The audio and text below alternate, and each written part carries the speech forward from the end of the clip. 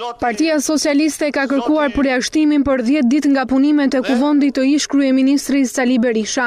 Masa u artikulua nga kreu i grupit parlamentar të Partisë Socialiste Gramos Ruçi, pasi Berisha në seancë plenare akuzoi kryeministrin Edi Rama si kriminal. Sipas Berishës, kreu i qeverisë ka ndryshuar emrin e tij nga Edvin në Edi për shkak të problemeve që ka pasur me drejtësinë spanjolle. I kam thirrë në emrin e vërtet të vi të tregoj se nga Edvin u bë Edi për shkak të dosjes spanjolle, për shkak të Kadrovskit, për shkak të akuzave të Kadrovskit, në një kohë kur mediat e kanë akuzuar për një krim të tmerrshëm në hotelet e Spanjës. Ish kryeministri Sali Berisha ju referua gjithashtu një ambasadori për të akuzuar kryeministrin Edi Rama për racizëm ndaj veriut. Ky kriminal të vi këtu, do shpjegoj pse u thot të tjerëve veriu është kriminal. Lutem, bani qetësi. Ekë kriminal rri aty ti pyet kush ty jam apo jo. Zotëri. Atëherë ndërpritet seanca 5 minuta pushim. Është evident fakti që UDB-ja ka patur shpim PD.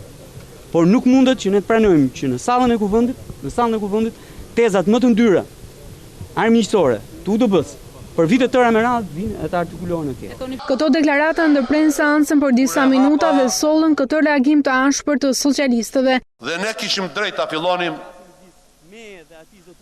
me 20 vjetorin e 26 majit të 96. Ka ndodhur që është dhënuar opozita, prap nuk tham as fjalë. Kurse ju ngri këtu dhe i thuani kryeministrit të vendit kriminal. Një ish kryeministër i cili bëri thirrje dhe për ndasi midis veriut dhe jugut. Këtu kërkoj që ju të rrisni Byron e Parlamentit për ta përjashtuar deputetin Sali Berisha 10 ditë në seancat e Parlamentit. Ndërkohë jashtë sallës së kuvendit ish kryeministri Sali Berisha pranoi se kishte ndryshuar ditëlindjen, çka u vërtetuar në formularin e dekriminalizimit. Është thjesht teknikalitet sepse ka qenë një gabim. Tani ka pasur në atë kohë njerëz që e kanë ndryshuar ditëlindjen që ta kishin sa më afër me ditëlindjen e shokut të nver. U bë një garë dëmesh. Kush e ka dëmtuar më shumë Shqipërinë? Kjo palë apo kjo palë? Kush i ka kriminalet më të padukshëm? Kush ka futur më pak njerëz me precedent penal? Kush nga ata që ligji i dekriminalizimit duhet i kapi, po mësë vëllë s'po i kap për shkak të një pakti ndërpartijak, ka trafikuar më pak?